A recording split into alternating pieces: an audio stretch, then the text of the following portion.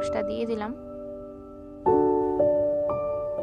আর দেখুন আমি গন্ধরাজ লেবু যেটা ছোট ছোট করে পিস করে নিয়েছিলাম সেটাকে বেশ হাত দিয়ে কচলে, এইভাবে কচলে কচলে যাতে গন্ধটা বেশ সুন্দর লাগে সেই জন্য আমি এইভাবে দিয়ে দিলাম। আর দিয়ে দিচ্ছি গোলমরিচের গুঁড়ো, একটু ঝাল ঝাল হওয়ার জন্য। বেশ খানিকটা মতো আমি গোলমরিচ ব্যবহার করছি।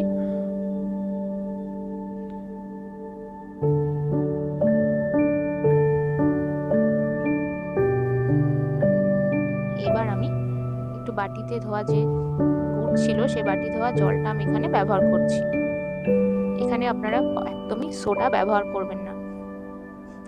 সোডা ব্যবহার করলে গুড়ের যে একটা আসল স্বাদ সেটা একদম চলে যাবে। আমি একটু নর্মাল ঠান্ডা জল আমি এখানে ব্যবহার করছি, আপনারা এখানে আইস কিউবও ব্যবহার করতে পারেন। এবার আমি